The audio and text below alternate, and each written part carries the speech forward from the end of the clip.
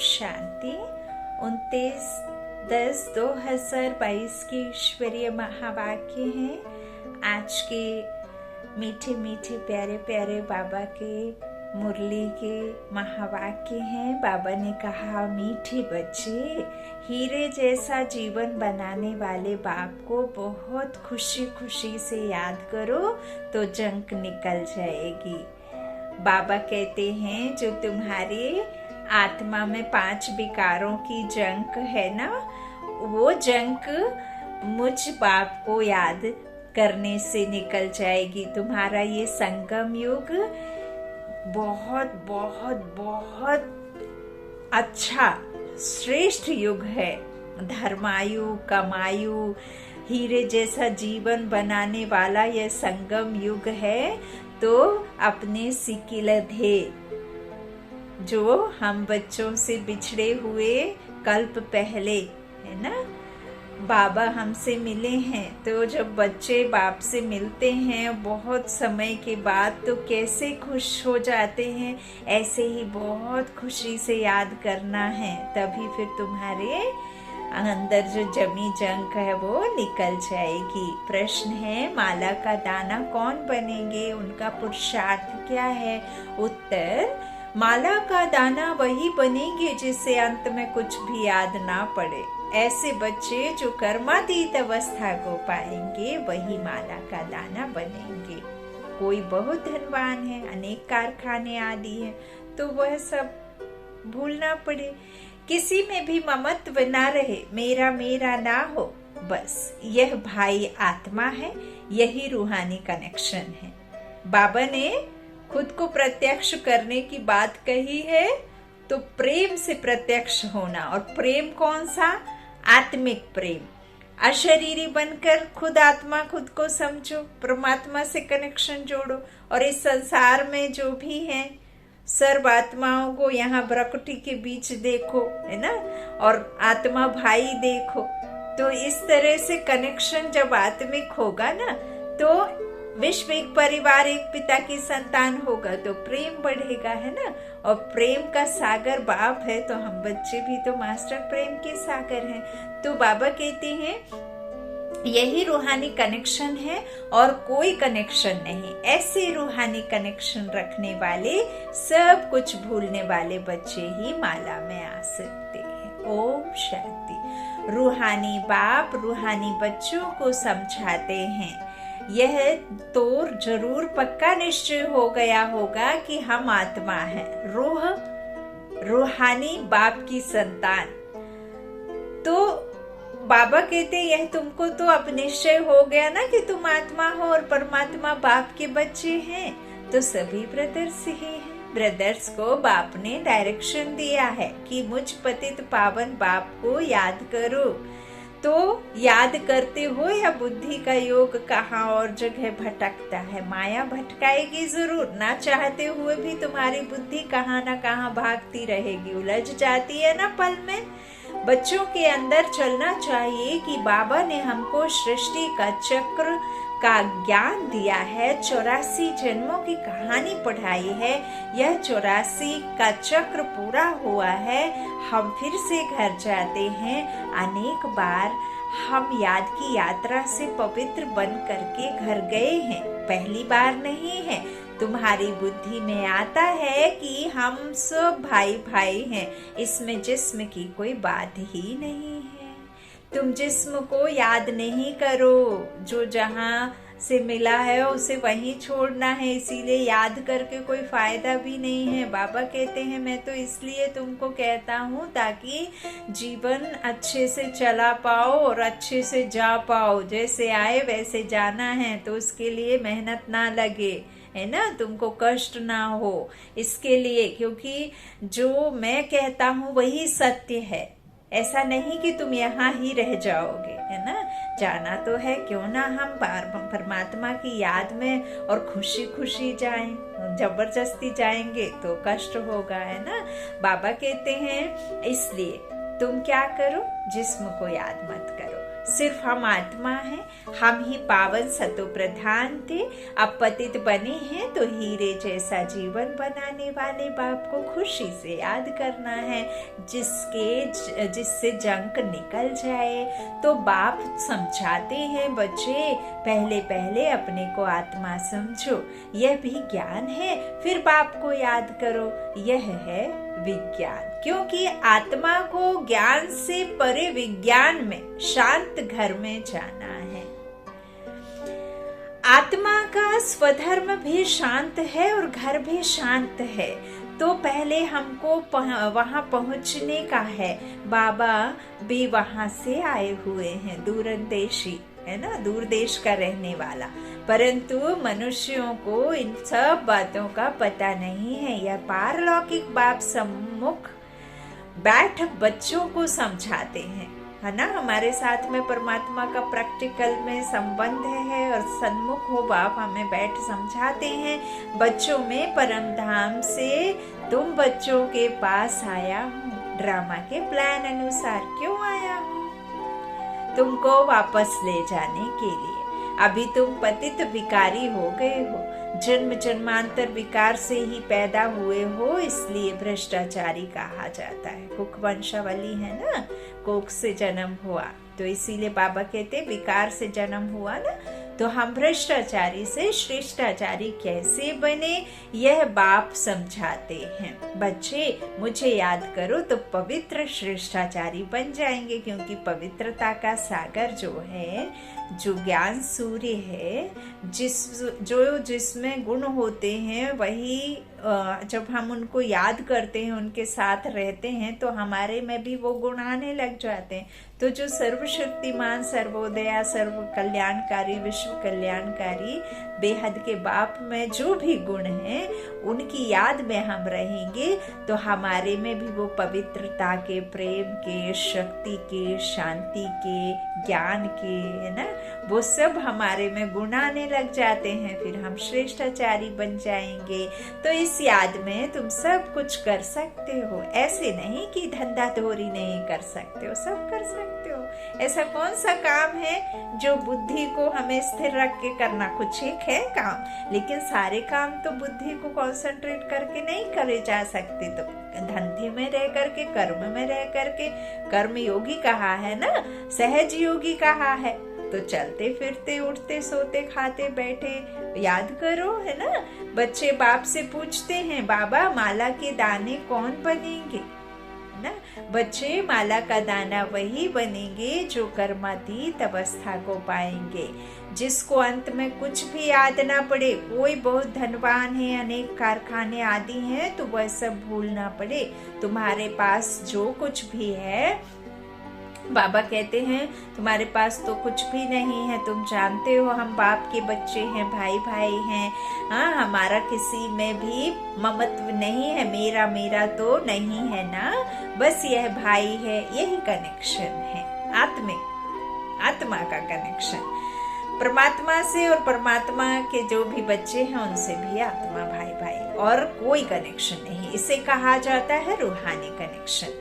इतनी सारी आयु तो देह ही याद आई, आत्मा तो किसको याद नहीं आई, याद ही नहीं रहता, क्योंकि हम तो भूल भुलैया के ड्रामा में रहते हैं, तो हमें तो याद नहीं रहता। तभी तो हम धनी को भूले तो पटन की ओर गए ना, निधन के बन गए, है ना, धनी को भूल करके। तो बाबा कहते हैं जब बाप को भूले तब तो संस्कारों को भूले, तो किसको ही याद नहीं आई।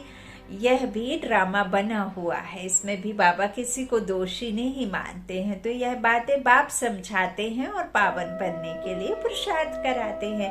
बाबा तुम बच्चों को टाइम तो देते हैं, सिर्फ 8 घंटा मुझे याद करो, वह है हद की सर्विस, यह है सारे वर्ल्ड की सर्विस, है ना। तुम हद की सर्विस 8 घंटे करते हो, लेकिन ये 8 घंटे तुम वर्ल्ड की सर्विस करते हो। जरूर खाएंगे, पिएंगे, सोएंगे, घूमेंगे, है ना, बैठेंगे, उठेंगे, सब करेंगे, सारा दिन तो कोई याद भी नहीं कर सकते। बाबा कहते हैं तो झूठ बात है कोई कहे कि सारे दिन याद करते हैं ना। तो तुम बरोबर अभी बेहद की सर्विस करते हो। जैसे बाप विचार सागर मंथन करते हैं, ऐसे तुम बच्चों को भी मंथन सिखलाते हैं। करण करावन हार है ना, तो तुमको करके ही सिखलाते हैं।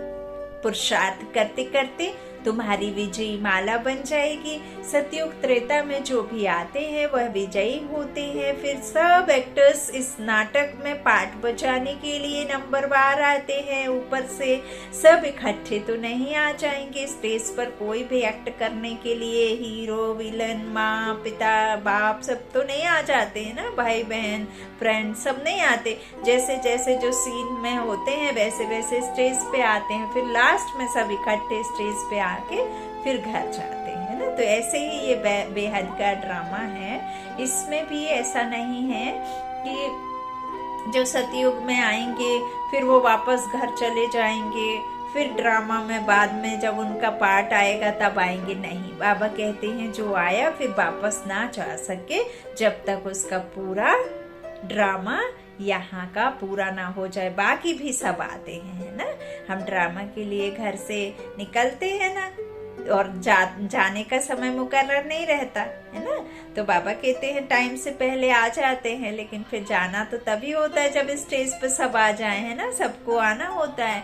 तो इस तरह से यह भी बेहद का ड्रामा है। बाबा कहते हैं इकट्ठे तो नहीं आ जाएंगे, तुम सभी एक्टर्स के रहने का स्थान ब्रह्मलोक है, वहां से यहाँ आकर के शरीर लेते हो। यह सब बातें बहुत सहज हैं, बहुत सहज, जो तुम बच्चों को ही याद रहती है। तुम्हारा घर स्वीट होम, साइलेंस होम है, दूसरा कोई भी अपने घर को नहीं जानता है।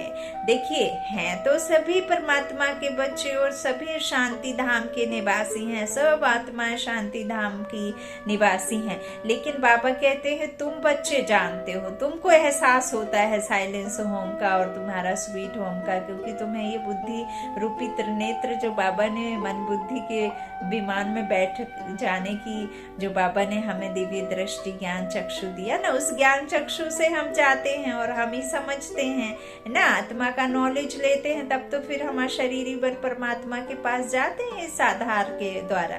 तो बाबा कहते हैं दूसरा कोई भी अपने घर को नहीं जानता है, वह तो कह देते हैं हम लीन हो जाएंगे। जैसे सागर से बुदबुदा निकलता है फिर उसी में समा जाता है, ऐसे हम भी उस ब्रह्म में लीन हो जाते हैं। फिर कह देते हैं जहाँ देखो वहाँ ब्रह्मा ही ब्रह्मा है। तो ब्रह्मा को ही ईश्वर समझते हैं, इसलिए तुम्हारी बातें उनकी बुद्धि में बैठती नहीं है। तुम उनको उल्टा समझेंगे, वो तुमको उल्टा समझेंगे। वो सोचेंगे तुम नास्तिक हो और हम समझते हैं वो नास्तिक। यथार्थ में परमात्मा कहते हैं जब मुझे यथार्थ जाना, मेरे साथ संबंध जोड़ा, तभी तुम आस्तिक कहलाओगे। लेकिन उनकी भाषा में हम उल्टे हैं, क्योंकि उनका धर्म ही अपना है ना, जो उनका धर्म है उसे ही सब मानते। परंतु तुम जानते हो सभी आत्माएं शांति धाम में जरूर जाएंगी। और इस संसार में इस समय प्रेजेंट स्थिति, प्रेजेंट में जो समय है, इस समय 24 घंटे में कहीं ना कहीं, कभी ना कभी कोई ना कोई आत्मा शांति की मांग जरूर करती है। क्यों? क्योंकि वो अशांत है, और अशांत जब हो जाती है तो उसे अपना घर याद आता है, क्योंकि उसका ड्रामा पूरा हो चुका है। लेकिन वो जानती नहीं है कि शांति धाम के हम रहने वाले हैं, इसीलिए आत्मा शांति की मांग कर रही है ना। वो उल्टा ही समझते हैं। बाबा कहते हैं सभी आत्माएं जाएंगी जरूर, बाकी हर एक आत्मा को अपना अपना पार्ट मिला हुआ है और सबका पार्ट एक्यूरेट है। इसको ही तो वंडर कहते हैं। तुम बच्चे अभी कितनी महीनता में जाते हो, आत्मा कितनी छोटी है, कैसे पार्ट बजाती है जो ना दिखाई देती है, ना हम उसे मतलब छू सकते हैं, ना कुछ कर सकते हैं, फिर भी देखो पार्ट बजाती है, दिखाई नहीं देती, अदृश्य है। परमात्मा तो अदृश्य शक्ति, सर्वशक्तिमान है। हम आत्माएं भी तो देखो 84 में कैसे उतनी छोटी सी बिंदी पार्ट बजाती। तो यह ज्ञान जैसे बाप के पास है, वह ज्ञान का सागर है, ऐसे तुम बच्चों के पास भी है ना। यहाँ सब समाया हुआ है। तुम अभी ऐसे ज्ञानवान बन जाते हो। वह है भक्तिवान। तो हो गया भक्तिवान माना रात के रहने वाले और ज्ञानवान माना दिन के रहने वाला। कितना फर्क है। आधा कल्प तुम सुख धाम में रहते हो, आधा कल्प दुख धाम में, शुक्ल पक्ष और कृष्ण पक्ष। तो सुख धाम माना बाबा का बनाया हुआ ना, और दुख धाम रावण का बनाया हुआ। तो आधा कल्प दुख और आधा कल्प सुख। बाबा कहते इसको कहा जाता है दूरंदेशी। तुम्हारी बुद्धि अभी बहुत दूर दूर जाती है। हम आत्मा स्वीट होम ब्रह्मांड के रहने वाले हैं। बाप इस मनुष्य सृष्टि के बीज रूप हैं, क्योंकि यह नॉलेजफुल हैं। उनको झाड़ की नॉलेज है, बेहद के झाड़ की। तुम अभी शरीर का भान मिटाने के लिए अपने को आत्मा समझते हो। दूसरे कोई भी चीज याद ना आए, पूरा आत्म अभिमानी बन जाना है। तभी कहेंगे कर्मातीत। जहाँ देखो वहां सिर्फ और सिर्फ मैं आत्मा हूँ और सामने वाला भी आत्मा है ना। मैं आत्मा हूँ, मैं आत्मा हूँ, मेरे पास कुछ है ही नहीं। पांच तत्वों की दुनिया से परे, इस हलचल की दुनिया से पार, इस दुनिया की ये बोल चाल से परे, कड़वे बोलों से, अशांति से, दुख से, सबसे ऊपर, परे ते परे, है ना। जहाँ से हम आए हैं वहीं की बस याद रहे और कुछ भी नहीं। तो बाबा कहते इस तरह से देह अभिमान मिटता चला जाएगा जब हम इस तरह से याद करेंगे। तो मेरे पास कुछ है ही नहीं, आत्मा को याद पड़े, है ना। जो हो तो पड़े ना। गाया जाता है अंतकाल जो सिमरे। तो अगर कोई भी चीज होगी तो जरूर वह याद आएगी। यह विचार करने की बात है। अगर कुछ भी है, कोई मित्र संबंधी आदि भी हैं, तो याद आएगा जरूर। तुमने तो अपना सब कुछ शिव बाबा को दे दिया है। फिर ऐसे नहीं समझो कि यह मेरी चीज है। जब बाबा को दे दिया फिर तुमको याद ही क्यों आए, तुम भूल जाओ। अगर वह याद पड़ता है तो वो भी पिछाड़ी में नुकसान कर देगा। देखिए, हम आत्मा है, परमात्मा की संतान है। आपके साथ में जिनके संबंध हैं, चाहे आपका बंधु, सखा, भाई, बहन, माता पिता, पड़ोसी, या इस संसार में जो भी मनुष्य आत्माएं हैं, आपका संबंध हो ना हो, लेकिन वो आत्माओं ने इस जीव को धारण किया, तो वो है तो आत्मा, तो परमात्मा की संतान है। अब आपका क्या है? वो कुछ भी नहीं है ना।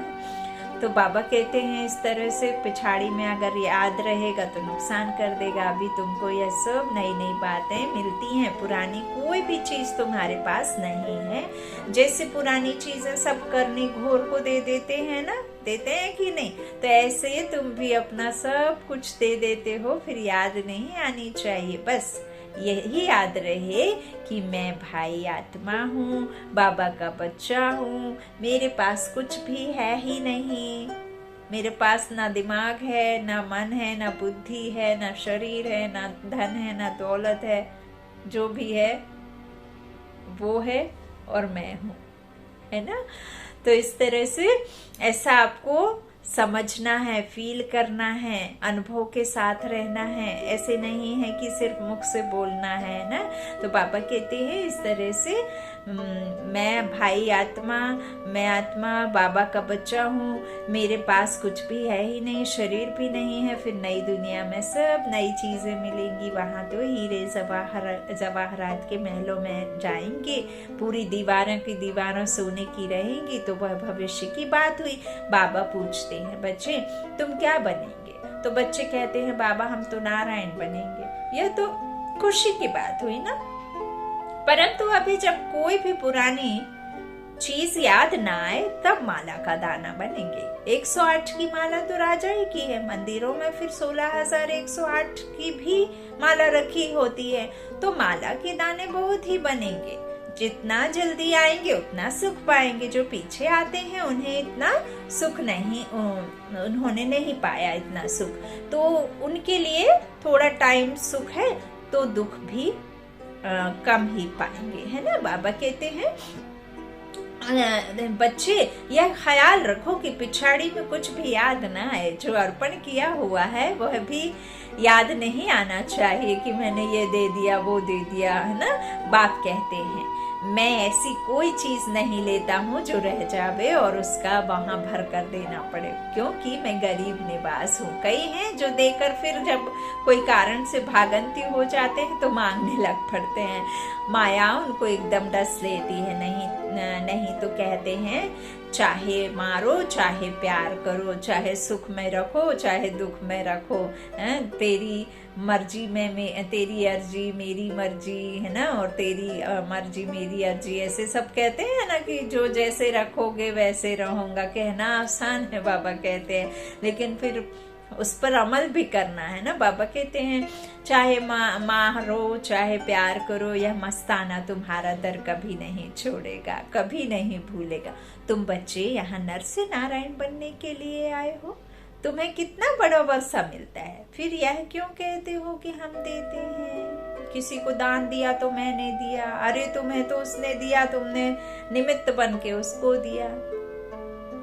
तुम कौन हो देने वाले? तुम्हारे पास है ही क्या देने के लिए? सब उस दाता का है ना। तो तुम्हें उसका बनाया है निमित्त कि तुम उसका कर पा रहे हो, क्योंकि परमात्मा ने तुम्हें निमित्त बनाया, तुम खुद नहीं बन जाते हो। तो इस तरह बाबा कहते हैं तुम बच्चे यहाँ नर से नारायण बनते हो, है ना, इस तरह से कहते हो। बाकी कोई एक जो भी तुम देते हो किसी को, हम देते हैं, तुम तो लेते हो ना। कौन कहता है तुम कुछ दो? बाकी कोई एक पैसा भी देंगे तो वहां उनके लिए महल बन जाएगा, ट्रांसफर होगा ना पैसा। बाबा को हम जो समर्पित करते, तो जैसे सुदामा ने चावल मुट्ठी दी तो बच्चे सुदामा मिसल दाल चावल ले आते हैं, समझते हैं कि हमको महल मिल जाएंगे। ऐसे बच्चों पर बाप खुश होते हैं, क्योंकि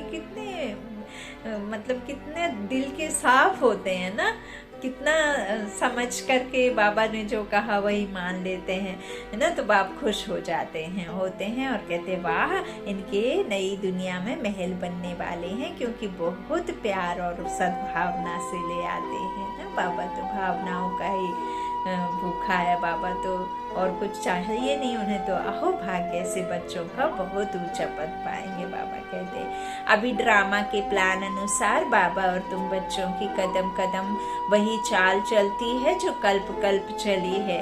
तुम्हारे कदम कदम में पदम है, देवताओं के पैर में पदम दिखाते हैं, तो इसका भी कोई अर्थ होगा ना। यूं ही तो नहीं रच दिया होगा बात को। तो अभी तुम्हारी पद्मों की आमदनी होती है, तुम बाबा के पास पदमपति बनने के लिए आते हो, है ना। तो तुम इतने महान महान महान भाग्यशाली हो, वाह वाह वाह वाह। परंतु उसमें भी फिर नंबरवार पुरुषार्थ अनुसार है। तुम्हारा पुरुषार्थ कल्प कल्प वही ड्रामा के प्लान अनुसार चलता है, जैसे कि ड्रामा तुमको पुरुषार्थ कराता रहता है।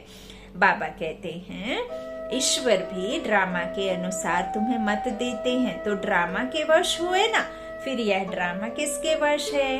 बच्चे, ड्रामा अनादि बना हुआ है, यह कोई नहीं कह सकता है कि ड्रामा कब बना। यह कभी गिनती ही नहीं की जा सकती, यह तो चलता ही रहता है। ड्रामा में नंबर 1 मत मिलती है ईश्वर की, इसलिए उसको कहा जाता है ईश्वरीय मत, जो तुम्हें देवता बनाती है, और मनुष्य की मत चीची बनाती है जो रावण से मिलती है। ईश्वरीय मत से तुम मनुष्य से देवता बनते हो, फिर 21 जन्मों के बाद मनुष्य मत पर मनुष्य बन जाते हो। मनुष्य मत पर मनुष्य बनेंगे ना, जिसकी जैसी मत रहेगी वैसी मत बनेंगे। तो अभी यह गीता का एपिसोड संगम युग है, जबकि दुनिया बदलती है, तो यह बच्चों की बुद्धि में होना चाहिए, और बच्चों को बहुत बहुत मीठा बनना चाहिए, प्यार से चलना होता है। जो बच्चे शांत और मीठे हैं उनका पद भी ऊंचा होगा। अभी तुम्हें ईश्वरीय बुद्धि मिली है, तुम समझते हो कि हम बेहद के बाबा की संतान बने हैं, बाबा से वर्षा ले रहे हैं, तो अथाह खुशी होनी चाहिए। बाप कहते हैं बच्चे, स्वर्ग से भी यहाँ तुम्हारा बहुत बहुत उच्च पद है। बाप सिर्फ तुमको पढ़ाते हैं। भगवान वाच, मैं तुमको डबल से ताज राजाओं का राजा बनाता हूँ, तो अभी अपनी तकदीर पर तुमको बहुत खुश रहना चाहिए। वाह वाह बाबा आकर के हाँ क्या हमारी तकदीर बनाते हैं, जो पत्थर जैसे जीवन को हीरे जैसा बना देते हैं। वाह वाह वाह वाह। अच्छा, मीठे मीठे सिकीलाधे बच्चों प्रति माता पिता बाप दादा का याद प्यार और गुड मॉर्निंग। रूहानी बाप की रूहानी बच्चों को नमस्ते। हम रूहानी बच्चों की रूहानी माता पिता बाप दादा को याद प्यार और गुड मॉर्निंग। शुक्रिया बाबा, मीठे बाबा, प्यारे बाबा, सबका साथी सबका सहारा। आज तो बाबा की मुरली ने दिल जीत लिया है। ये तो रोज ही बाबा बहुत अच्छा लिखते, लेकिन आज तो बाबा की मुरली ने कमाल कर दिया। धारणा के लिए मुख्य सार, पहला बाबा ने कहा उच्च पद पाने के लिए बहुत बहुत शांत चित्त है रहना है, मीठा बनना है, सबके साथ प्यार से चलना है। दूसरा, जो कुछ बाबा को अर्पण कर दिया उसे भूल जाना है। दान दी हुई चीज को वापस नहीं लिया जाता, उसकी याद भी ना आए, कभी यह संकल्प भी ना आए कि बाबा हम बाबा को देते हैं। वरदान है बाबा का। ब्राह्मण जीवन में काम महाशत्रु के साथ उसके सर्व साथियों को भी विदाई देने वाले संपूर्ण पवित्र भव। ब्राह्मण जीवन में जैसे काम महाशत्रु को जीतने के लिए विशेष अटेंशन रखते हो, ऐसे उसके सभी साथियों को भी विदाई दो। कई बच्चे क्रोध महाभूत को तो भगाते हैं, लेकिन क्रोध के बाल बच्चों से थोड़ी प्रीत रखते हैं। जैसे छोटे बच्चे अच्छे लगते हैं, ऐसे इस क्रोध के भी छोटे बच्चे कभी कभी प्यारे लगते हैं, लेकिन संपूर्ण पवित्र तब कहेंगे जब कोई भी विकार का अंश ना रहे। ऐसे पक्का व्रत लो तब कहेंगे सच्चे ब्राह्मण, है ना। कितना अच्छा वरदान बाबा ने लिखा है। अच्छा स्लोगन है, संगम युग की मौज का अनुभव करना है तो माया की अधीनता से स्वतंत्र रहो। संगम युग की मौज का अनुभव करना है तो माया की किससे स्वतंत्र रहो, अधीनता से, है ना। परतंत्र थोड़ी स्वतंत्र रहना है ना हमें।